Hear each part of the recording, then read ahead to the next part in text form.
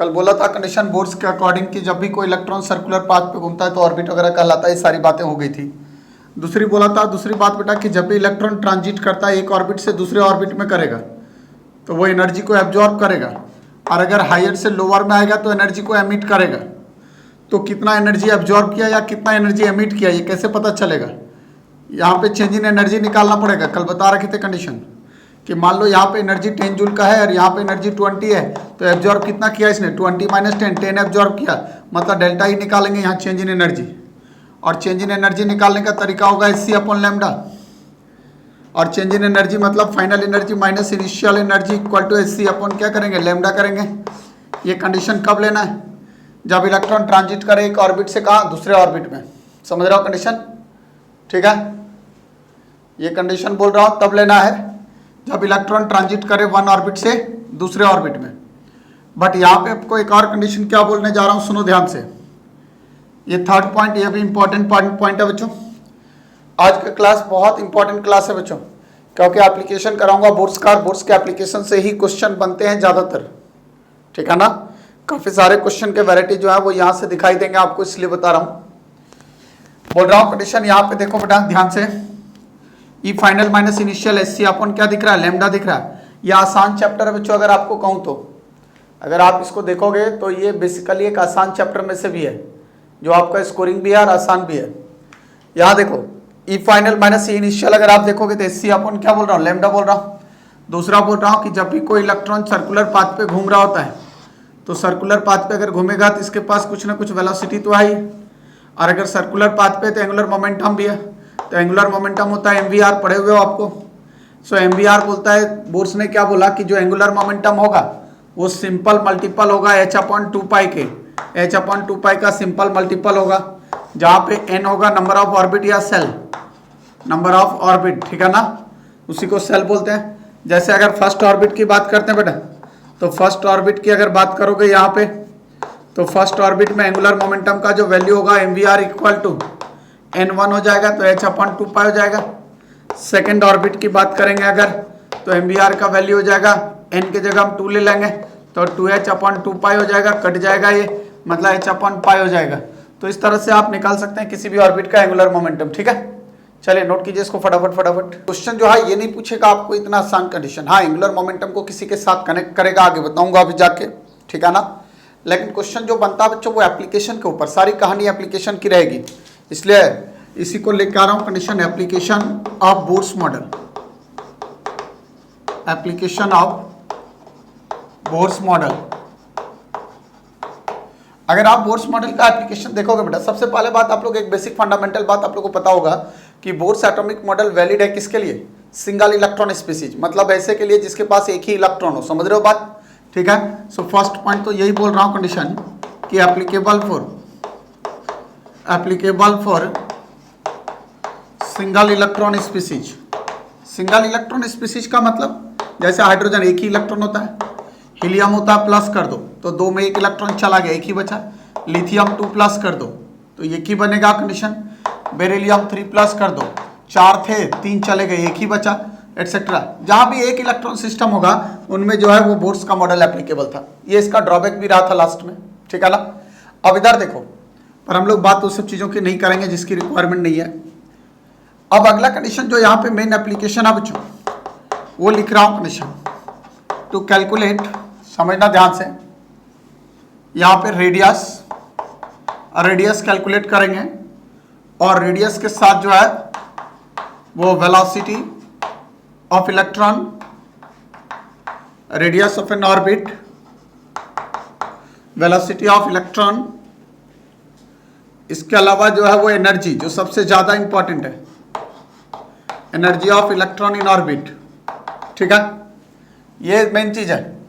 अब आज जो सबसे पहला पार्ट जो इसमें है बच्चों वो है रेडियस। जरा समझना ध्यान से, थोड़ा सा कंडीशन तो क्लियर होता चला जाएगा। रेडियस के केस में क्या बोल रहा हूं रेडियस में क्या होने का है।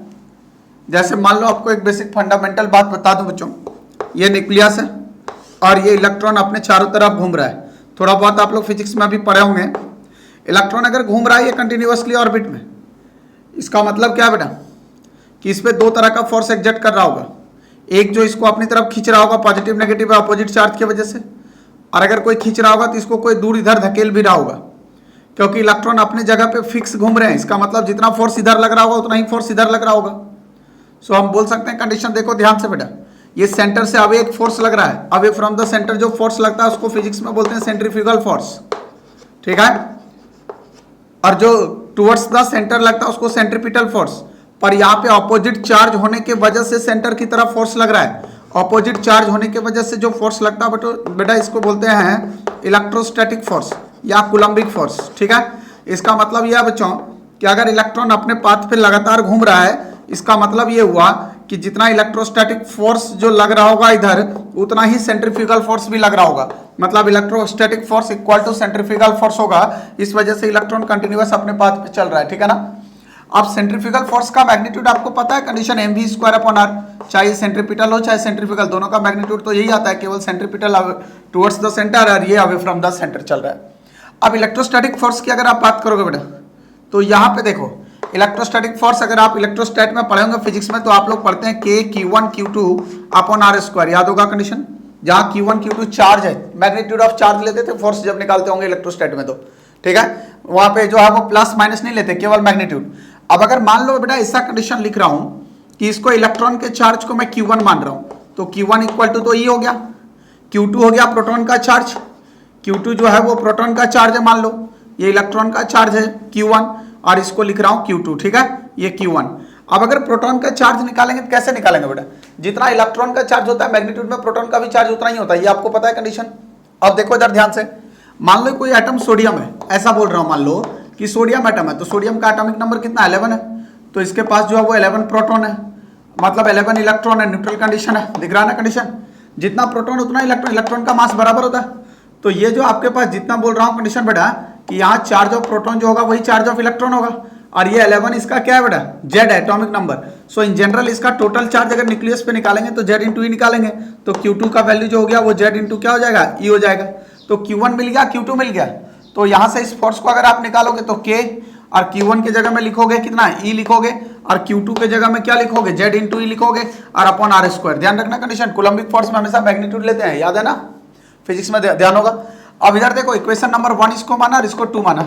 मैंने अभी क्या बोला बेटा कि अगर इलेक्ट्रॉन सर्कुलर पाथ पे कंटिन्यूअसली घूम रहा है तो निश्चित तौर पे जितना फोर्स इधर लग रहा है उतना इधर लग रहा है, इसलिए ना तो ये इधर जा रहा है ना तो ये इधर गिर रहा है, समझ रहे हो बात। अब अगर ऐसा कंडीशन हुआ बेटा, मतलब जितना ये फोर्स है उतना ये फोर्स है, इसका मतलब यही हुआ। सो हम लिख सकते हैं कंडीशन, इसका मतलब इक्वेटिंग 1 इक्वल टू 2, दोनों फोर्स बराबर है, 1 इक्वल टू 2 अगर करेंगे बेटा तो ये mv²/r इक्वल टू kZe² और अपॉन r² हो जाएगा। यहाँ से एक r उड़ जाएगा बेटा, तो यहाँ से आपका क्या बनेगा कंडीशन, mv² और इस r को इधर लाओ into r equal to kZe²। अब जरा यहाँ देखो बेटा, इसको थोड़ा इसको ओपन करते हैं ना ऐसा, mvr और इंटू कर सकते हो v, बोलो एक तो तरीका यह है इक्वल टू kZe²। जरा समझो बेटा, अभी mvr पढ़े थे, mvr क्या था अभी, mvr एंगुलर मोमेंटम, और एंगुलर मोमेंटम का वैल्यू लिखते थे हम लोग क्या, nh/2π। तो एक तो तरीका यह है, एक तरीका ऐसा नहीं करोगे बेटा तो सीधा एक स्टेप और बढ़ा के कर सकते हैं इसको, सीधा ऐसे भी इसको ला सकते हैं। जरा देखो ध्यान से, यहां से चलो इसको रहने तो इक्वेशन नंबर 3 कर लेता हूं। अब हम लोग को पता है कंडीशन mvr इक्वल टू क्या है, nh/2π। तो बेटा वेलोसिटी यहां से निकालो, mr को नीचे लाओ, तो nh अपॉन क्या हो जाएगा 2π m इंटू r। अब इस v को यहाँ पे लाके पुट कर दो, अगर यहाँ पे पुट करोगे इसको बेटा तो ये m हो जाएगा, m और v² है, v² करेंगे तो n² हो जाएगा, इसको स्क्वायर करोगे तो n² h² n² h² और डिवाइडेड बाय 2 का स्क्वायर 4π² m² r², 4π² है ना, m² और r², ये कंडीशन बनेगा। और इक्वल टू क्या लिखोगे कंडीशन, kZe², ये हो जाएगा कंडीशन। और एक और r भी है यहाँ पे दिख रहा है कंडीशन, एक और r है, और इक्वल टू kZe²। अब बेटा देखो यहाँ से एक m कैंसिल हो जाएगा, यहाँ से देखोगे तो एक r भी कैंसिल हो जाएगा, तो यहाँ पे हमारे पास क्या कंडीशन बनेगा ये समझो, एक ही r बचेगा, ये r को इधर लाओ, kZe को नीचे लाओ, तो r को अगर मैं इधर ले गया kZe को नीचे, तो यहाँ क्या बचेगा n² h² और 4π², और ये हो जाएगा एक कंडीशन m बनेगा बेटा, r इधर ले चुके हैं, और ये kZe² बनेगा, ये कंडीशन बनेगा। अब मैं आपको इसलिए ये कंडीशन बता रहा हूँ बेसिकली ना, इसका बताने का पर्पस क्या है ये देखो, क्योंकि ये जो आप रेडियस का फॉर्मूला भी देख रहे हैं बेटा, इस रेडियस के फॉर्मूले को आपको रटना है। ये लिख दे रहा हूं कंडीशन रट्टा मार, ठीक है, RM लिख रहा हूं रट्टा मार, ध्यान रखना कि इसको रटना है। इसलिए बोल रहा हूं क्योंकि न्यूमेरिकल में ये फॉर्मूला यूज नहीं करने जा रहे हम लोग, लेकिन इसलिए बता रहा हूं बेटा, कभी कभी ऑप्शन आपको इसी फॉर्म में दिखाई देता है तो दिक्कत हो जाता है। तो हमें इसका कंडीशन ध्यान होना चाहिए, खास करके रेडियस का और एनर्जी का। वेलोसिटी वगैरह का नहीं, वेलोसिटी का सिर्फ फॉर्मूला ध्यान रखना है, लेकिन रेडियस और एनर्जी का फॉर्मूला इन टर्म्स ऑफ के और जेडी वगैरह इसके स्क्वायर में, इसके वैल्यू में भी आपको ध्यान रखना है, क्योंकि इसके टर्म में भी इसका आंसर आपको दिखाई देगा कहीं ना कहीं। सो आर का फॉर्मूला निकल के आया n²h²/4π²m⁴ अगर इसके जरूरत नहीं होता तो इतना डेरिवेशन न कराता मैं, आपको सीधा आंसर पे आता। पर थोड़ा सा आपको ये आइडिया देना जरूरी था, क्योंकि अगर ये आइडिया आपको मिल गया यहाँ से तो आप एनर्जी का भी वैल्यू निकालोगे। जब बताऊंगा एनर्जी तो आपको डिस्कस करूंगा अभी थोड़ा देर में, ठीक है। अब देखो इधर आर का वैल्यू निकल गया यहाँ से। अब सारा बात क्लियर है बेटा। यहाँ पे एक काम करो, पहले इसको लिखो फिर मैं इसको करता हूँ पूरा, फटाफट नोट करो। अब यहाँ से फॉर्मूला क्या निकला बेटा, ये देखो R = n²h²4π²m⁴ ये था फॉर्मूला हमारे पास। यहां से काम करते हैं ना बेटा, R = इसे n² और z को बाहर करो तो ऊपर बचेगा h² और 4π²m बचेगा, ये कंडीशन, ठीक है ना। और यहां से बचेगा e² और ये n² और अपन z को कर दिया बाहर। यहाँ पे देखो H प्लैंक्स कांस्टेंट का वैल्यू पता है, मास ऑफ इलेक्ट्रॉन पता है, K का वैल्यू पता है, ठीक है ना।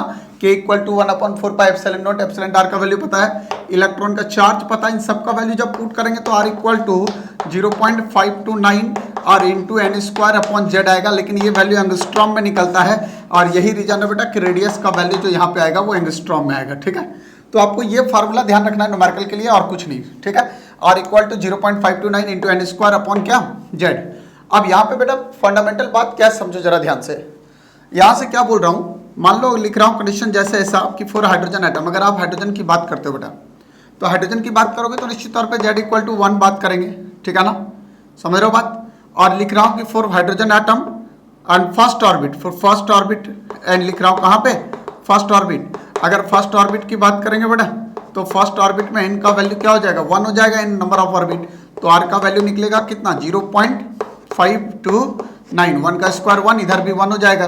तो radius of hydrogen first orbit का यही आएगा आपके पास। तो अगर मैं इस फॉर्मूले को थोड़ा मॉडिफाइड करूं तो ऐसा लिख सकता हूं कंडीशन कि रेडियस ऑफ nth ऑर्बिट अगर निकालना बेटा तो nth ऑर्बिट निकालने के लिए 0.529 जो है इसको रेडियस ऑफ फर्स्ट ऑर्बिट लिख सकते हैं, radius of hydrogen of first orbit, और इनटू क्या यहाँ पे n²/z। आप सोच रहे हो कि सर ऐसा क्यों कर रहे हो, कभी कभी ऐसा क्वेश्चन होगा बेटा आपके पास, ठीक है ना।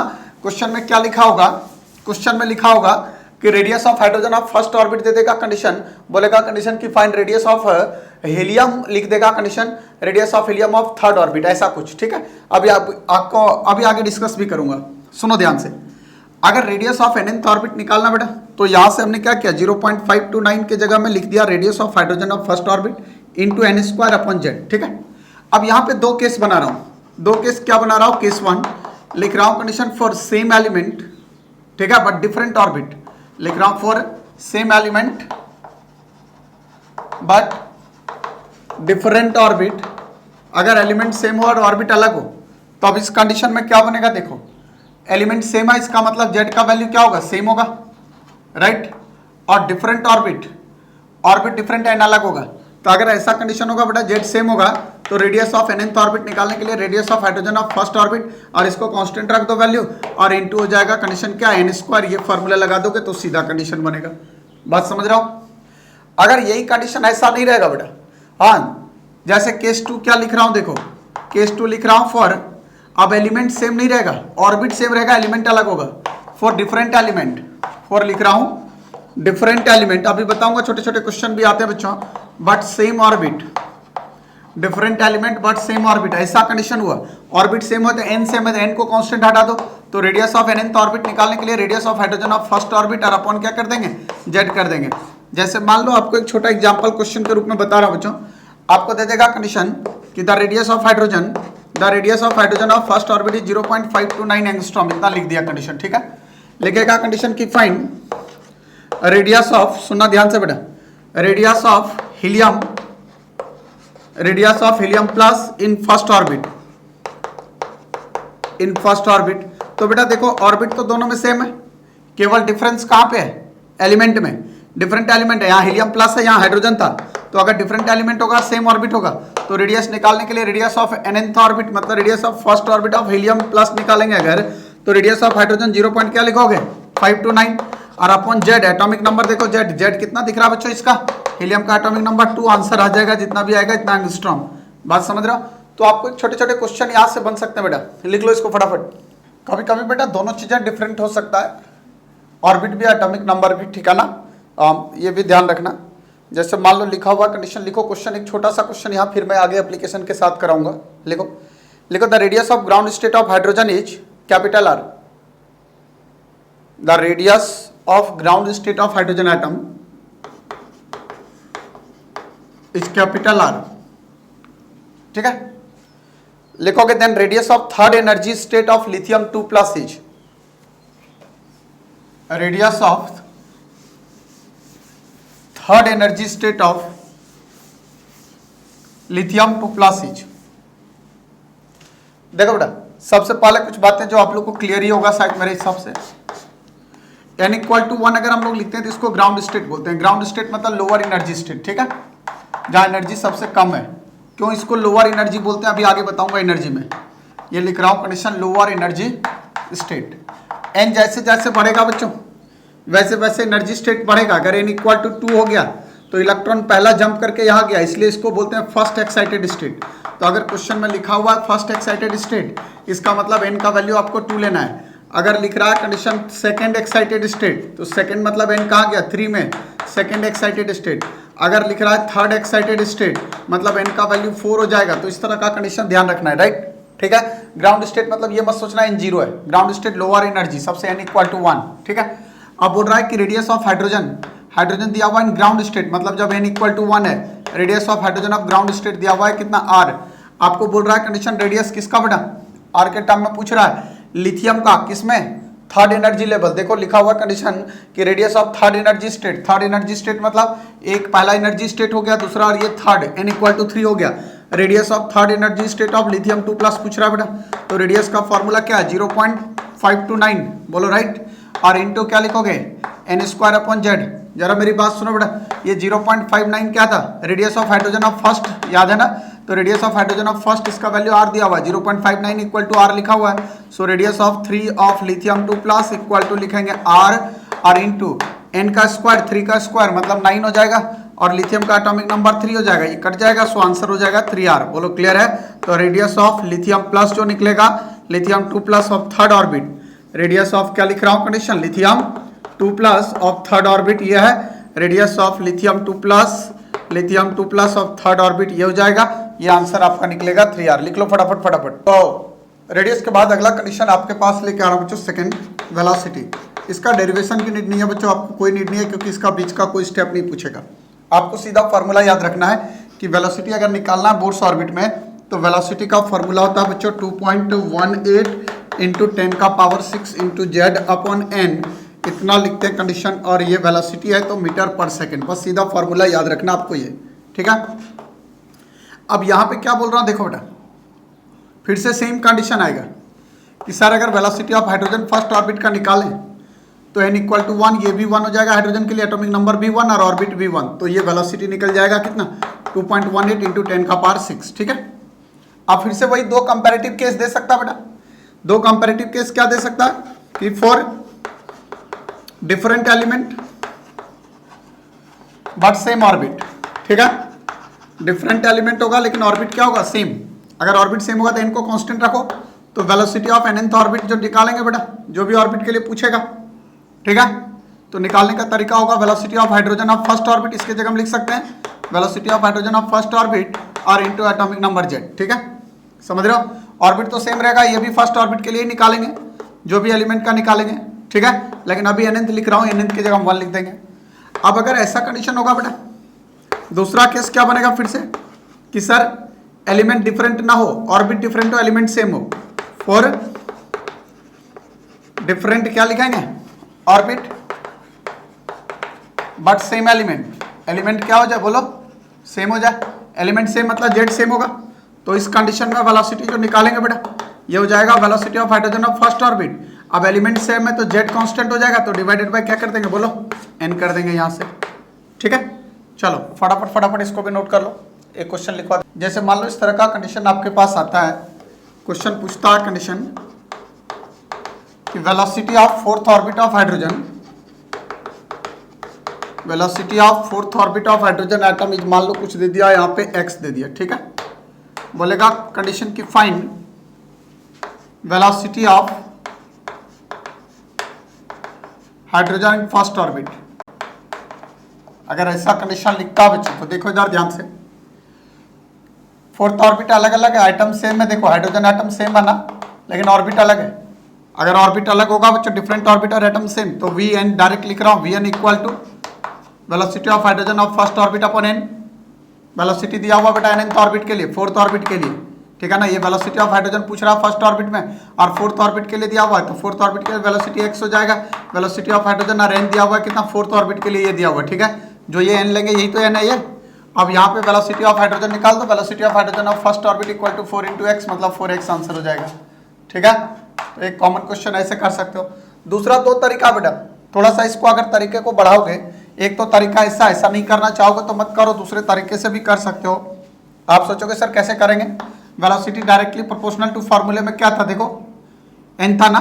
अभी हम लिख रहे थे कंडीशन क्या, वेलोसिटी का फार्मूला बेटा, देखो वेलोसिटी इक्वल टू z/n लिख रहे थे, तो मतलब वेलोसिटी जो है वो n का इन्वर्सली हो जाएगा। तो अगर v1 करेंगे तो n1 हो जाएगा, और दूसरा वेलोसिटी v2 करेंगे तो 1/n2 हो जाएगा। तो v1/v2 करोगे तो क्या हो जाएगा कंडीशन, n2/n1 हो जाएगा ये। अब यहाँ देखो n2 कितना दिया हुआ, 4 दिया हुआ ना, समझ रहे हो कंडीशन, और n1 दिया हुआ फर्स्ट ऑर्बिट दिया हुआ, और v2 आपको निकालना कंडीशन v1 का केस है। देखो यहाँ पे जो कंडीशन दिया हुआ उसके अकॉर्डिंग सोचो, v1 कितना दिया हुआ आपको, वेलोसिटी फर्स्ट देखो फोर्थ ऑर्बिट के लिए इसको माना हुआ ये x दिया हुआ है, जो फर्स्ट इनिशियल दिया हुआ है, ये फाइनल जो पूछ रहा है। तो इनिशियल देखो ये फोर्थ ऑर्बिट है, तो n1 हो गया 4, तो n1 हो गया यहाँ 4, और n2 फर्स्ट ऑर्बिट है तो ये हो गया 1, और यहाँ v2 पूछ रहा है, और v1 इनिशियल कितना दिया हुआ, v1 फोर्थ में देखो x दिया हुआ है, तो इसको इधर ले जाओ, इसको इधर ले जाओ, तो v2 इक्वल टू 4x। तो एक तो तरीका ये है बच्चों कि दो इक्वेशन बना लो, दो केस दिया हुआ है तो, और दोनों को डिवाइड कर दो, आंसर आ जाएगा। या एक तरीका डायरेक्ट सीधा इससे कर ले, जो तुम्हें लगे कंफर्टेबल उससे कर लो। वेलोसिटी का फॉर्मूला 2.18 लिख रहे थे अभी, इंटू 10⁶ ये था। तो ये तो कांस्टेंट वैल्यू है, मतलब वेलोसिटी डायरेक्टली टू z/n। तो अगर दो वेलोसिटी दिया हुआ बेटा तो v1 और अपॉन v2 कर देंगे, और ये हो जाएगा क्या, z1/n1, दो अलग अलग ऑर्बिट, और ये z2/n2 हो जाएगा, ये ऊपर चला जाएगा। तो v1/v2 इक्वल टू z1 क्या बचेगा, z2, और ये n2 ऊपर जाएगा, n2 और अपॉन क्या नीचे n1। बस ये कंडीशन तो आपको ध्यान रखना, बस हो गया। अगर अलग अलग एटम दिया हुआ, क्योंकि क्वेश्चन में आपको देखो लिख रहा है velocity of third orbit of helium plus, ये फर्स्ट कंडीशन देखो velocity of third orbit of helium plus, और आगे लिख रहा है कंडीशन देखो velocity of electron in second orbit of lithium plus, second orbit lithium plus 2+, ये दिया हुआ है, बड़ा आसान है। तो Z1 लिखो फर्स्ट का हीलियम का एटॉमिक नंबर 2, और सेकंड वाले लिथियम का लिखो एटॉमिक नंबर, लिथियम का एटॉमिक नंबर 3, और इंटू n1/n2 देखो बेटा, n1 देखो और n2 देखो, n1 इसके लिए हो गया, इसके लिए n1 है तो n1 3 हो गया, ठीक है। और n2 कितना हो गया आपका, लिथियम का 2 ऑर्बिट है, तो n2 का जगह 2 लिख देंगे, और इसका जो है वो 3 हो जाएगा, n1 है ना, ये हो जाएगा n1, और ये क्या है n2, ये v1 ये v2, समझ रहे हो कंडीशन। तो यहाँ पे n2 हो जाएगा कितना, ये n1 हो जाएगा कितना, 3 हो जाएगा। अब तो आसान है यार, ये 4/9 आ गया। अब वेलोसिटी ऑफ हीलियम प्लस दिया हुआ आपको क्वेश्चन में ना, कितना दिया हुआ x, तो ये वैल्यू x हुआ x, और अपन वेलोसिटी ऑफ लिथियम 2+ पूछ रहा है सेकंड ऑर्बिट में, बात समझ रहे हो, लिथियम 2+ का सेकंड ऑर्बिट में पूछ रहा है यहाँ पे। तो ये तो आसान था। अब क्या बचा, 4/9, इसको इधर ले जाओ, इसको इधर ले जाओ, सो वेलोसिटी ऑफ लिथियम 2+ जो निकालोगे सेकंड ऑर्बिट में वो 9x/4 आ जाएगा आंसर। तो ऐसे क्वेश्चन आएंगे बच्चों, ठीक है ना। छोटे क्वेश्चन होते हैं पर बच्चे जनरली गलत कर जाते हैं, इसलिए गलत मत करो। कंडीशन बेटा मैं आपको बता दूं, कभी कभी वेलोसिटी नहीं पूछेगा आपको, फ्रीक्वेंसी पूछेगा या टाइम पीरियड, दो कंपैरिजन के साथ पूछेगा। वैल्यू आपको ध्यान रखने की जरूरत नहीं है उसका, सिर्फ कंपेयर करेगा दो एलिमेंट देके, जैसे अभी देख रहे थे एक ऑर्बिट में दे रहा था दूसरे में पूछ रहा था, वैसा ही क्वेश्चन इस पे आता है। अब अगर ऐसा कंडीशन देखोगे बेटा तो क्या आएगा, देखो मान लो फ्रीक्वेंसी निकालना आपको, ठीक है, ये लिख रहा हूँ थोड़ा सा कैलकुलेशन ऑफ फ्रीक्वेंसी। अगर फ्रीक्वेंसी निकालना है तो आपको पता है कि फ्रीक्वेंसी जो है वो रेसिप्रोकल ऑफ टाइम पीरियड है, ये तो बात पता है कंडीशन। टाइम पीरियड निकल जाए तो कहानी क्लियर हो जाएगा। कैसे निकलेगा बेटा, देखो कि सर्कुलर पाथ पे इलेक्ट्रॉन घूम रहा है, क्लियर है। अगर आपको टाइम पीरियड निकालना बेटा तो डिस्प्लेसमेंट, यहां देखो वेलोसिटी क्या निकालते हो आप, डिस्प्लेसमेंट पर यूनिट टाइम लिखते हो, मतलब वेलोसिटी इक्वल टू आप यहां से लिखते हो डिस्प्लेसमेंट और अपॉन टाइम। तो टाइम हो गया आपका डिस्प्लेसमेंट अपॉन वेलोसिटी, और डिस्प्लेसमेंट यही तो होगा बेटा जो पूरा सरकमफेरेंस होगा, यहां से इलेक्ट्रॉन चला, ये डिस्प्लेसमेंट है। डिस्प्लेसमेंट हो गया कितना, 2πr हो गया ऑर्बिट में, और अपॉन ये हो जाएगा कंडीशन क्या, वेलोसिटी v। तो टाइम इक्वल टू 2π, r का वैल्यू अभी जैसे आप देख रहे थे 0.529 और into N square upon Z देख रहे थे बेटा, और वेलोसिटी का फॉर्मूला था 2.18 और इंटू क्या लिखते थे याद है, 10 का पावर 6 लिखते थे ना, और इंटू क्या ये लिखते थे जेड अपॉन एन। अब यहाँ पे एक बात समझो बेटा, थोड़ा इसी को कंपेयर कर लो तो आपको आंसर मिल जाएगा। मैं क्यों बोल रहा हूँ, देखो ये एन ऊपर ले जाओ और जेड को इधर ले जाओ, तो एन को ऊपर ले जाओगे तो एन क्यू हो जाएगा और जेड स्क्वायर हो जाएगा, मतलब टाइम पीरियड जो है वो डायरेक्टली प्रोपोर्शनल टू हो जाएगा एन क्यू और अपॉन जेड स्क्वायर का। बात समझ रहे हो, ठीक है। अब अगर दो एलिमेंट डिफरेंट एलिमेंट दिया होगा बेटा तो टाइम पीरियड फर्स्ट लिखेंगे एक डायरेक्टली प्रोपोर्शनल टू n1 का क्यू अपॉन z1 का स्क्वायर हो जाएगा। टाइम पीरियड सेकेंड लिखोगे तो n2 का क्यू और अपॉन z2 का क्या हो जाएगा, क्यू हो जाएगा। समझ रहे हो बात, ठीक है।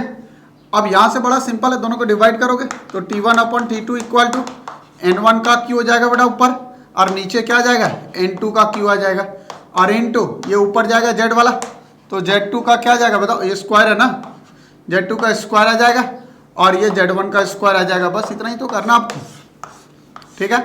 ये फर्स्ट एलिमेंट के लिए होगा, सेकंड एलिमेंट बस इतना है। z1 हो गया atomic number of first element, z2 हो गया atomic number of second element. अच्छा यहाँ टाइम पीरियड अगर निकल गया ये डायरेक्टली टू ये, तो फ्रीक्वेंसी 1 अपॉन टाइम पीरियड उल्टा हो जाएगा, ये फ्रीक्वेंसी में फ्रीक्वेंसी जो है 1 अपॉन टाइम पीरियड हो जाएगा, उल्टा हो जाएगा, मतलब ये ऊपर जाएगा ये नीचे आ जाएगा, तो फ्रीक्वेंसी डायरेक्टली प्रोपोर्शनल टू क्या हो जाएगा, जेड स्क्वायर और अपॉन एन स्क्वायर हो जाएगा।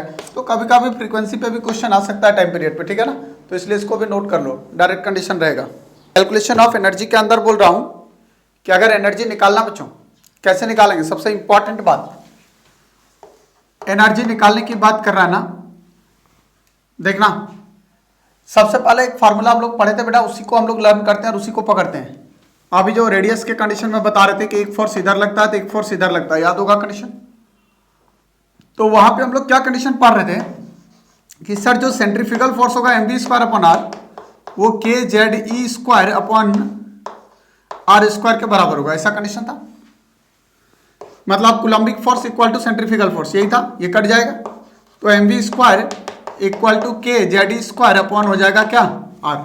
अगर दोनों तरफ हाफ लगाते बेटा तो इसको हम हाफ mv स्क्वायर बोल सकते हैं और equal to half K Z E square upon R बोल सकते हैं, और this equal to kinetic energy, तो kinetic energy equal to half और ये लिखोगे के जेड ई स्क्वायर और अपॉन क्या आ जाएगा आर आ जाएगा। तो आपके पास इस तरह का कंडीशन निकल के आएगा, ठीक है। अब हमें अगर एनर्जी ऑफ इलेक्ट्रॉन की बात कर रहा है किसी ऑर्बिट में बेटा, तो अगर एनर्जी ऑफ इलेक्ट्रॉन की बात कर रहा है मतलब टोटल एनर्जी की बात कर रहा है, और टोटल एनर्जी की बात अगर कर रहा है बेटा, बोल रहा हूँ कंडीशन कि अगर टोटल एनर्जी की बात कर रहा है इसका मतलब यह है बेटा कि काइनेटिक एनर्जी ऑफ इलेक्ट्रॉन और plus potential energy of electron की बात कर रहा है। तो हमारे पास यहाँ जो एनर्जी निकला वो काइनेटिक एनर्जी निकला।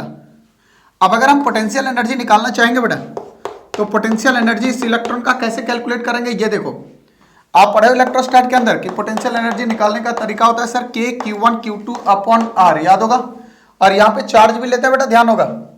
तो अभी Q1 तो लिख रहे थे इलेक्ट्रॉन का चार्ज, तो हो गया K और इलेक्ट्रॉन का चार्ज माइनस, और Q2 लिख रहे थे Z इंटू ई, ठीक है, और इक्वल टू या अपॉन ये क्या लिखोगे condition R. So potential energy का वैल्यू यहाँ से निकलेगा क्या माइनस निकल जाएगा, और K माइनस K और जेड ई स्क्वायर अपॉन आ जाएगा आर। अब समझना ध्यान से, पहले मुझे बताओ यहां तक क्लियर हुआ कि नहीं हुआ, एक एक स्टेप पहले बताओ।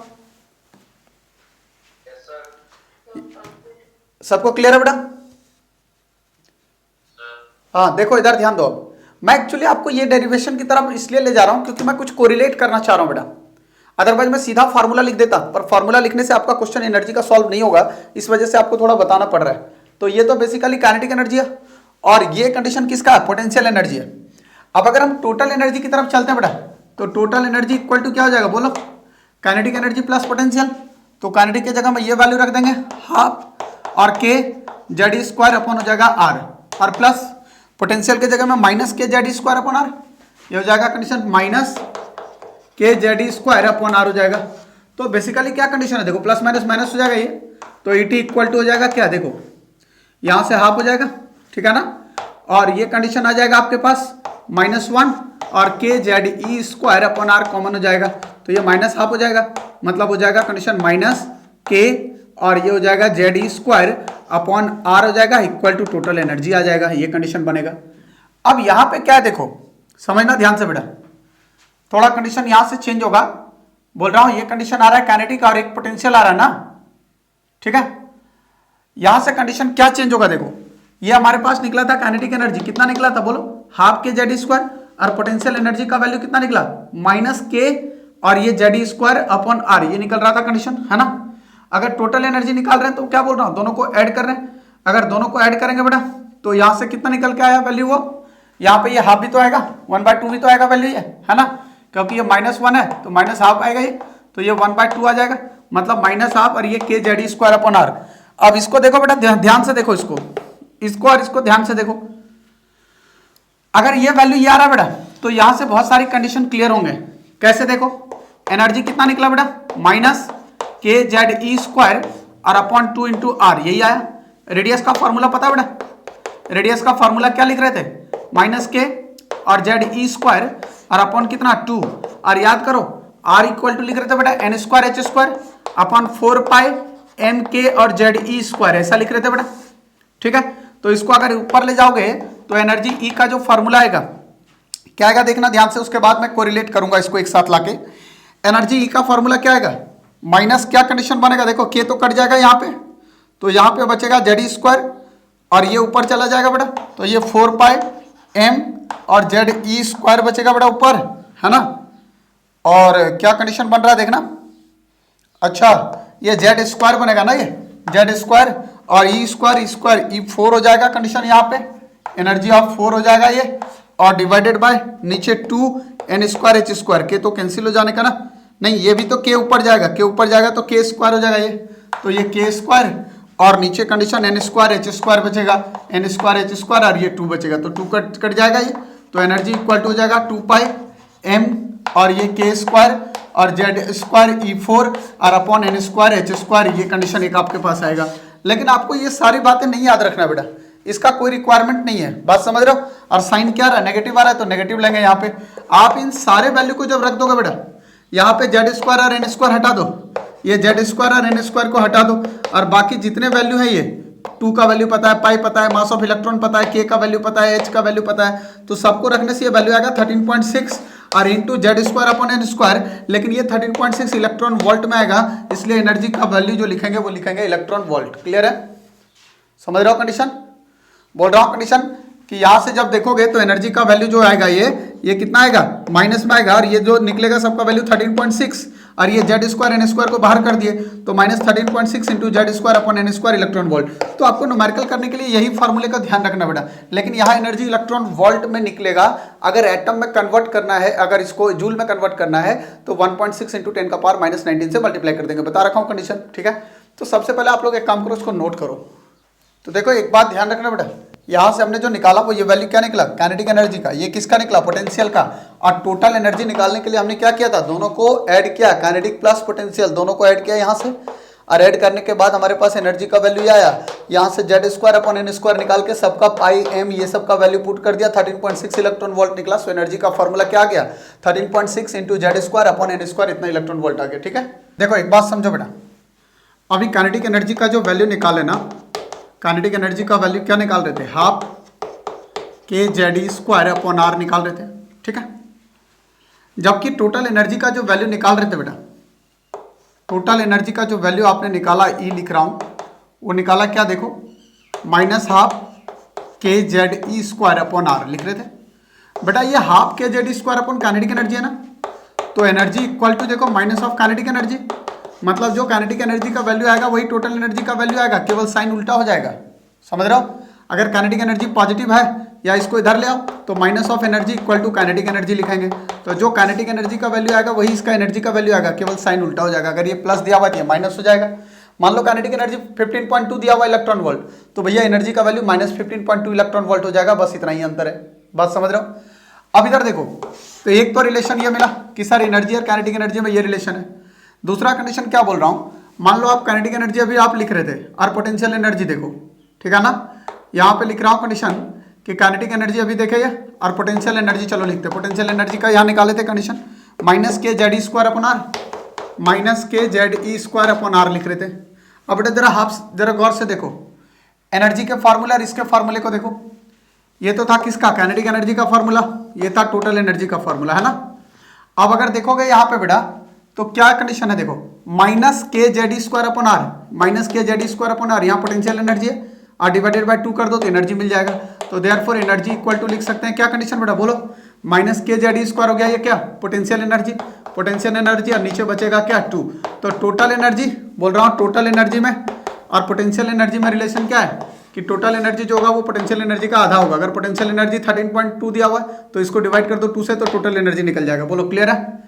अब यहाँ एक बात और देखो बेटा, यहाँ पे एक चीज और समझा रहा हूँ, समझो एक बार ब्रीफली। अगर आप तीनों को देखना चाहोगे ना तो आप ऐसे देख सकते हो बेटा, जरा ध्यान देना, हाँ शायद आपको आंसर मिलने लग जाएगा इसलिए बोल रहा हूँ।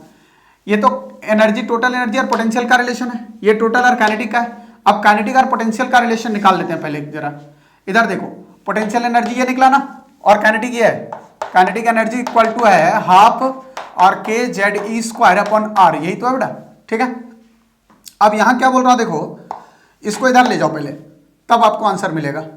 यहाँ क्या करो 2 इंटू काइनेटिक एनर्जी कर दो और equal to K Z E square upon क्या करेंगे आर कर देंगे। तो therefore potential energy equal to, देखना बेटा जरा ध्यान से, ये K Z E square upon R हो गया ना, equal to 2 into kinetic energy कर दे तो पोटेंशियल एनर्जी इक्वल टू हो जाएगा क्या, माइनस हो जाएगा, कंडीशन माइनस हो गया ये, और 2 इंटू क्या हो जाएगा काइनेटिक एनर्जी हो जाएगा, ये 2 इंटू काइनेटिक एनर्जी। बात समझ रहे हो कंडीशन।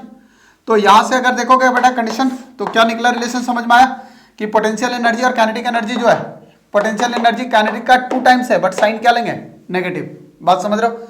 तो ओवरऑल मिला जुला के क्या कंडीशन होगा बेटा, आपको ये बताना चाह रहा हूँ, जरा इसको समझो ध्यान से क्या बोल रहा हूँ। रिलेशन क्या रहा बेटा, अगर आप एनर्जी का वैल्यू देखोगे, देखना ध्यान से क्योंकि सारी कहानी यहीं से है। अगर आप टोटल एनर्जी देखोगे जिसको मैं ईटी लिख रहा हूँ, तो टोटल एनर्जी का वैल्यू देखो और काइनेटिक का देखो, टोटल और काइनेटिक का।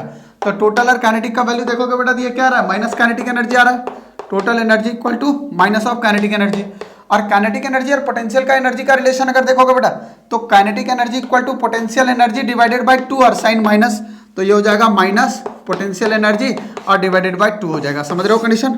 अब जो भी आपको पूछेगा उसके हिसाब से उठा लेंगे आंसर। बात समझ रहे हो। अगर ईटी दिया हुआ और ये दिया हुआ तो इसके अकॉर्डिंग ले लेंगे। क्लियर है बात। देखो मैं क्या बोल रहा हूँ क्योंकि पूरी कहानी यहीं से बेटा। हाँ देखना, बोल रहा हूँ कंडीशन आपको पोटेंशियल निकालना और ये निकालना ना, तो पोटेंशियल एनर्जी का फॉर्मूला भी क्या निकाले थे, पोटेंशियल एनर्जी का फॉर्मूला ये निकाला हमने minus K Z square upon are, है ना। और K Z square upon are जो दिख रहा है बेटा, के जेड स्क्वायर अपॉन आर, और इसको इधर ले जाओ तो 2 कर दो यहाँ पे, तो ये 2 टाइम्स हो जाएगा के जेड स्क्वायर अपॉन आर, ये दिख रहा है ना, 2 टाइम्स ऑफ के जेड स्क्वायर अपॉन आर। अब रुको यहाँ से देखो, यहाँ से एक कंडीशन और निकलेगा। देखो गड़बड़ कुछ आया बेटा, ये रिलेशन, क्योंकि पोटेंशियल एनर्जी और पोटेंशियल एनर्जी का जो रिलेशन आ रहा था, ये दोनों पॉजिटिव आ रहा है ना। हाँ ठीक है ठीक है ठीक है। देखो ये गड़बड़ है यहाँ पे साइन का। ये देखो एनर्जी इक्वल टू क्या है, माइनस ऑफ काइनेटिक एनर्जी, और टोटल एनर्जी इक्वल टू क्या है, potential energy divided by 2। Total energy equal to ये है, तो भैया ये तो कंडीशन हाथ हो गया। देखो potential energy equal to 2 into minus of kinetic energy, दिख रहा है ना, ये potential energy equal to 2 into minus of kinetic energy. तो ये रिलेशन आपको, ये जो रिलेशन है ना, ये ध्यान रखना है। यहां से आपको बहुत सारे क्वेश्चन का आंसर मिल जाएंगे बेटा, ठीक है ना। इसको बहुत इंपॉर्टेंट कंडीशन है बेटा, इसको जरूर ध्यान रखना कि काइनेटिक एनर्जी जो होगा और पोटेंशियल और टोटल एनर्जी में क्या रिलेशन है। तो जो एनर्जी का वैल्यू होगा, अच्छा एक बात और, अगर ये वैल्यू मान लो नेगेटिव है तो जो काइनेटिक एनर्जी होगा पॉजिटिव, क्योंकि ये नेगेटिव था तो ये पॉजिटिव था, तो ये पॉजिटिव आएगा काइनेटिक एनर्जी। और अगर पॉजिटिव आएगा काइनेटिक एनर्जी, सुनना क्या बोल रहा हूं, मान लो अगर ऐसा नहीं हो और ऐसा केस हो कि एनर्जी का वैल्यू नेगेटिव हो तो काइनेटिक का वैल्यू क्या आएगा, पॉजिटिव, उल्टा आएगा। देखो ये प्लस तो ये माइनस था, ये माइनस होगा तो ये प्लस होगा, और यहाँ पे ये प्लस है तो ये क्या हो जाएगा, माइनस उल्टा हो जाएगा। देखो इससे माइनस है, ये उल्टा है, ये माइनस तो ये प्लस है, और ये प्लस होगा तो ये माइनस हो जाएगा, तो ये माइनस हो जाएगा, और पोटेंशियल एनर्जी और डिवाइडेड बाय 2। ये रिलेशन मतलब ध्यान रखना है, ठीक है। तो एक आप ब्रीफली इसको रिलेशन को डेवलप कर लीजिए। मैं आपको क्वेश्चन बताता हूँ, क्वेश्चन कैसे होगा।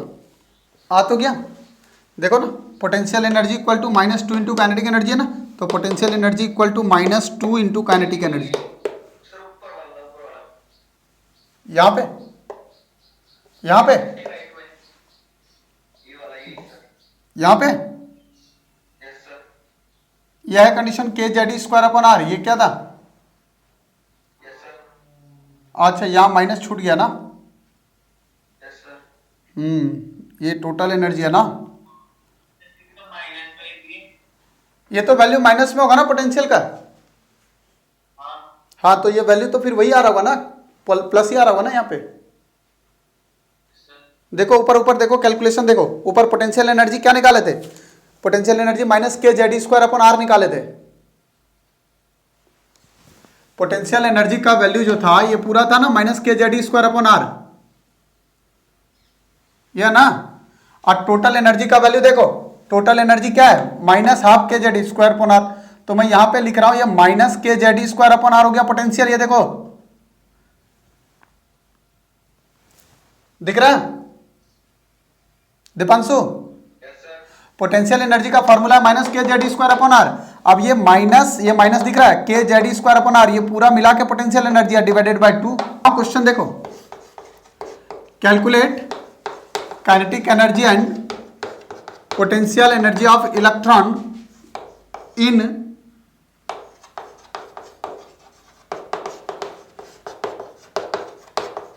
Third orbit of hydrogen atom. ऐसा कंडीशन है बेटा, सुनो इधर ध्यान से देखना। हाँ बोल रहा है क्वेश्चन में कि calculate kinetic energy and potential energy of electron in third orbit. किसमें बोल रहा है, third orbit of hydrogen atom. बेटा एक बात सुनो, अगर आपको काइनेटिक और पोटेंशियल पूछ रहा है तो क्यों ना टोटल एनर्जी निकालें, फिर तो रिलेशन निकल जाएगा यहाँ से, क्योंकि टोटल एनर्जी का फॉर्मूला याद है मैं। अगर थर्ड ऑर्बिट लिख रहा है मतलब एन का वैल्यू 3 दिया है, हाइड्रोजन लिख रहा है तो जेड का वैल्यू 1 एटॉमिक नंबर।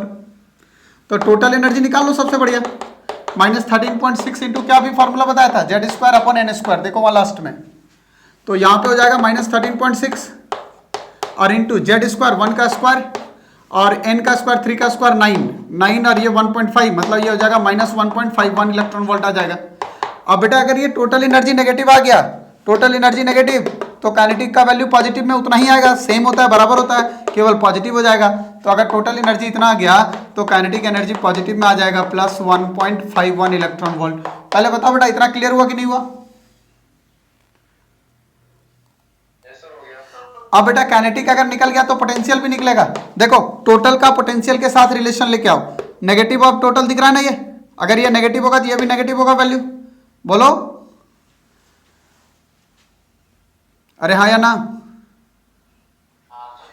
या this relation equal to this relation लिख लो। तो टोटल एनर्जी इक्वल टू क्या लिखोगे, पोटेंशियल एनर्जी डिवाइडेड बाय 2। तो potential 2 into total energy, potential equal to हो जाएगा क्या, 2 इंटू टोटल एनर्जी। अब तो आसान हो गया, टोटल एनर्जी कितना है, -1.5 है, -1.5 मतलब हो गया -3 हो गया, ये इतना इलेक्ट्रॉन वोल्ट। देखो अगर रिलेशन पता होगा तो आसानी से आप क्वेश्चन सीधा कर लोगे। अगर ये देके ये पूछे तो दिस इक्वल टू दिस कर दो, काइनेटिक एनर्जी देके ये पूछे तो दिस इक्वल टू दिस कर दो, आंसर आ जाएगा सीधा। एक का वैल्यू रखो, दूसरा निकल जाएगा। बोलो आया कि नहीं आया भाई, नहीं होना चाहिए यार, सीधा ये रिलेशन देखो ना। आपको पोटेंशियल एनर्जी पूछ रहा है तो energy equal to potential energy divided by 2 कर दिया हमने। अब एनर्जी का वैल्यू टोटल कितना आ रखा है, potential equal to 2 into total energy हो गया, एनर्जी का वैल्यू मिल रखा है -1.5, तो -1.5 इंटू 2 -3 हो जाएगा। आया समझ में?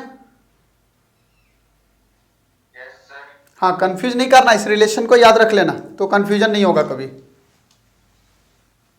जिसका पूछे रिलेशन उसके साथ ले आओ। अब एनर्जी पहले निकाल लिए, एनर्जी जितना निकला उसके जस्ट ऑपोजिट होगा क्या, काइनेटिक एनर्जी। एनर्जी अगर नेगेटिव है तो ये पॉजिटिव हो जाएगा, क्योंकि यहाँ पे energy equal to minus kinetic energy है, और एनर्जी नेगेटिव में है तो ये नेगेटिव नेगेटिव कट जाएगा, तो काइनेटिक एनर्जी पॉजिटिव बचेगा। बोलो आया कि नहीं आया। लिख रहा है कि the energy of excited electron an excited electron ही जितना एनर्जी दिया हुआ है, आपको एंगुलर मोमेंटम पूछ रहा है। बेटा एक्साइटेड कर रहा है ये थोड़े पता हमें कि कौन से लेवल पे एक्साइट कर रहा है, ग्राउंड स्टेट से कहाँ जा रहा है, फर्स्ट एक्साइटेड में, सेकंड में, ऐसा तो लिख नहीं रहा है, कहीं भी जा रहा होगा, अभी हमें पता ही नहीं है। और एंगुलर मोमेंटम का फॉर्मूला भी बता दिया था कि angular momentum sir NH upon होता है 2 पाई। लेकिन ये एंगुलर मोमेंटम जो पूछ रहा है बेटा, ये अगर n पता होगा तभी तो एक्साइटेड स्टेट तभी तो निकलेगा, h का वैल्यू पता है और पाई का वैल्यू पता है, पर n पता नहीं है तो n निकालना पड़ेगा कहाँ से, यहाँ से। तो एनर्जी का फॉर्मूला क्या लिखा था, -13.6 और इंटू Z² अपॉन N²। तो ये -3.4 है और ये -13.6 है ना। लिख रहा है इलेक्ट्रॉन ऑफ इतना for hydrogen atom, hydrogen atom भी लिख देना बेटा, पूरा क्वेश्चन में लिख लेना। हाइड्रोजन है तो ये 1 हो जाएगा, 1 का स्क्वायर 1 और N² निकालना हमें पता नहीं अभी, इसको इधर ले जाओ तो N² इक्वल टू ये कट जाएगा, इसको इधर ले आओ तो ये हो जाएगा 4, तो N² इक्वल टू निकलेगा कितना 4, तो आपका n इक्वल टू हो जाएगा 2। तो n अगर निकल गया आपको कुछ नहीं है 2 है, h का वैल्यू पता है 6.626 इंटू 10 का पावर -34 और 2 इंटू पाई का वैल्यू 3.14, जितना आ जाएगा उतना आंसर हो जाएगा। समझ रहे हो बात। एनर्जी का फॉर्मूला क्या निकाले, 13.6 इंटू Z² अपॉन N² इतना इलेक्ट्रॉन वोल्ट, ठीक है। अब यहाँ पे क्या बोल रहा बेटा, थोड़ा सा समझने की कोशिश करना। अगर ये वैल्यू निकल गया आपका एनर्जी का ना, तो आपका बहुत सारे कंडीशंस आपको क्लियर हो जाएंगे यहाँ पे। जैसे फिर अच्छा एक केस तो वही बता लो जैसे दिया रहेगा उस तरह का कंडीशन। तो एनर्जी जो दिख रहा है वो डायरेक्टली टू Z² अपन क्या N² है। तो अगर 2 एनर्जी दिया होगा है ना, एक का एनर्जी देके दूसरे एटम का पूछेगा तो एनर्जी E1 अपॉन E2 हो जाएगा क्या, Z1 अपॉन N1 का स्क्वायर और ये अपॉन Z2 अपॉन N2, तो N2 पर चला जाएगा तो N2 का स्क्वायर और अपॉन क्या हो जाएगा Z2 का स्क्वायर। समझ रहे हो कंडीशन, मतलब E1 upon E2 equal to Z1 का स्क्वायर अपॉन Z2 का स्क्वायर और इंटू N2 का स्क्वायर अपॉन N1 का स्क्वायर। इसको भी लिख लो। बाकी फिर वही कंडीशन है बेटा कि यहाँ पे सर सेम एलिमेंट होगा या डिफरेंट। जैसे देखो इधर फॉर लिख रहा हूँ हाइड्रोजन एटम, हाइड्रोजन एटम की बात करोगे यार फर्स्ट ऑर्बिट, तो फर्स्ट ऑर्बिट के रिस्पेक्ट में अगर देखोगे तो कंडीशन चेंज होगा, जेड भी 1 हो जाएगा और ऑर्बिट भी 1 हो जाएगा। अगर ये 1 का स्क्वायर देखें सब 1 होगा, तो यहाँ पे एनर्जी हो जाएगा energy of hydrogen of first orbit 13.6 है ना। तो अगर आप एनर्जी ऑफ हाइड्रोजन नहीं निकाल के आप energy of any element in nth orbit निकालेंगे, अगर nth ऑर्बिट निकालेंगे अगर तो -13.6 और इंटू Z² अपॉन N² हो जाएगा ये, है ना। अब यहाँ पे अगर आप देखोगे तो -13 ये 13.6 जो दिख रहा वैल्यू ये -13.6 ये किसके बराबर आ जाएगा, एनर्जी ऑफ हाइड्रोजन। तो एनर्जी ऑफ nth ऑर्बिट अगर आप देखोगे तो ये तो हो गया एनर्जी ऑफ क्या, हाइड्रोजन हो गया है ना। तो energy of hydrogen of first orbit और इंटू Z² और अपॉन क्या हो जाएगा बोलो N², ठीक है। अब यहाँ पे फिर से वही कंडीशन है कि sir for same element but different orbit, है ना।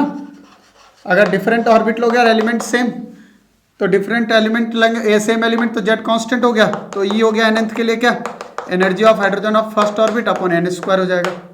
और दूसरा केस क्या बनेगा समझ गए, सेकंड केस क्या बनेगा, for same orbit but different element, different element है ना। अगर सेम ऑर्बिट और डिफरेंट एलिमेंट हुआ तो यहाँ एनर्जी ऑफ nth अगर निकालोगे बेटा तो क्या निकलेगा, देखो बहुत सिंपल तरीका देखना। ऑर्बिट सेम है तो इसको कांस्टेंट कर दो, तो energy of hydrogen of first orbit और इनटू क्या करेंगे Z² कर देंगे। चलो फटाफट आपको पूछेगा कि इलेक्ट्रॉन ट्रांजिट कर रहा है सेकंड से फोर्थ ऑर्बिट में, बताओ एनर्जी का कितना निकलेगा। तो जब भी इलेक्ट्रॉन ट्रांजिट करेगा एक ऑर्बिट से दूसरे में, तो मैंने बोला था कंडीशन एनर्जी नहीं निकल के एनर्जी डिफरेंस निकलेगा। समझ रहे हो कंडीशन। तो अगर ऐसा कंडीशन यहाँ पे आया बच्चों तो यहाँ पे एनर्जी डिफरेंस निकालेंगे। मान लो ये n लोअर है और ये हाइयर है, अगर बोलेगा कितना एनर्जी आपको यहाँ पे जा रहा है जब इलेक्ट्रॉन जंप कर रहा है यहाँ से, तो एनर्जी डिफरेंस निकालना होगा। तो एनर्जी डिफरेंस निकालने के लिए क्या करना होगा, फाइनल माइनस इनिशियल एनर्जी करेंगे। तो एनर्जी का value -13.6 into Z² upon N² करेंगे बेटा, और ये माइनस यहाँ पे n क्या हो जाएगा फाइनल वाला मतलब हाइयर वाला, और माइनस फिर से हो जाएगा -13.6 into Z² upon N lower square हो जाएगा, ठीक है ना। अब देखो इधर ध्यान दो, यहाँ पे -13.6 और इंटू क्या Z² अपॉन N हाइयर का square minus minus plus 13.6 into Z² और N लोअर का स्क्वायर हो जाएगा बेटा। तो यहाँ से डेल्टा E निकालोगे तो 13.6 और इंटू एटॉमिक नंबर तो सेम है, एटम तो सेम ही है, एक ही एटम के इलेक्ट्रॉन जंप कर रहे हैं, एटम सेम है तो जेड सेम है, तो इसको कांस्टेंट को बाहर कर दो। तो यहाँ पे बचेगा क्या, ये प्लस में ले लो 1 अपॉन लोअर का स्क्वायर बच जाएगा ये, और ये माइनस 1 अपॉन क्या हायर का स्क्वायर बच जाएगा ये। तो इस तरह से आपके पास जो है वो डेल्टा ई निकलेगा। कब, जब इलेक्ट्रॉन ट्रांजिट करेगा एक ऑर्बिट से दूसरे ऑर्बिट में। तो ध्यान रखना यहाँ वैल्यू, जब हम लोग एक से दूसरे ऑर्बिट में जा रहे हैं तो एनर्जी का वैल्यू पॉजिटिव आ रहा है, दिख रहा है ना, ठीक है। कभी कभी ये भी कंडीशन नहीं होगा बेटा, कभी कभी आपको वेवलेंथ पूछेगा, अगर वेवलेंथ पूछेगा तो यहीं से बढ़ा लो, यहीं से बढ़ा सकते हो इसको, energy equal to S C upon lambda लिख सकते हो, और इक्वल टू 13 पॉइंट क्या हो जाएगा 6 into Z square 1 upon N lower का स्क्वायर और 1 अपॉन एन हायर का स्क्वायर, क्योंकि यहाँ पे ही कंडीशन लेके आएंगे सब। देखो एस सी को नीचे लाओ तो 1 अपॉन लेमडा आपका निकलेगा, 1 अपॉन लेमडा इक्वल टू 13.6 और इंटू जेड स्क्वायर और अपॉन एच सी, और ये 1 अपॉन लोअर का स्क्वायर माइनस 1 अपॉन हायर का स्क्वायर। अब बेटा इसको ध्यान दो, 13.6 अपॉन एच सी को बोलते हैं रेडबर्ग कांस्टेंट आर एच, ठीक है, फिजिक्स में भी पढ़ते हैं 12th में आप लोग। So R H into Z square N upon lower का square minus N upon higher का स्क्वायर, ये आ जाएगा कंडीशन। और आर एच का वैल्यू हमें पता है, आर एच का वैल्यू 109,678 सेंटीमीटर इनवर्स, ठीक है, ये वैल्यू ध्यान रखना, यहाँ से लेमडा मिल जाएगा। और 1 अपॉन लेमडा जो दिख रहा है बेटा, 1 अपॉन लेमडा, 1 अपॉन लेमडा को न्यू बार बोलते हैं, वेव नंबर, ठीक है, वेवलेंथ है ये, और ये वेव नंबर बोलते हैं इसको 1 upon lambda, reciprocal of wavelength is known as wave number, ठीक है, ये wave number. So nu bar लिख सकते हैं इक्वल टू आर एच और into Z square 1 upon N lower का square minus 1 upon N higher का स्क्वायर। तो देख लेना इलेक्ट्रॉन क्या पूछ रहा है, लेमडा पूछ रहा है या न्यू बार पूछ रहा है, समझ रहे हो। लेकिन ये फार्मूला आपको केवल कब लगाना है, जब इलेक्ट्रॉन ट्रांजिट करे, कहाँ से कहाँ, एक ऑर्बिट से दूसरे ऑर्बिट में। जब इलेक्ट्रॉन एक ऑर्बिट से दूसरे ऑर्बिट में जाएगा तब ये लगाना कंडीशन, समझ गया ना। और रेडबर्ग का वैल्यू याद रखना, क्योंकि क्वेश्चन में कभी दिया रहेगा कभी नहीं दिया रहेगा, 109,678 याद रह जाएगा, ठीक है। चलो फटाफट नोट कर लो इसको।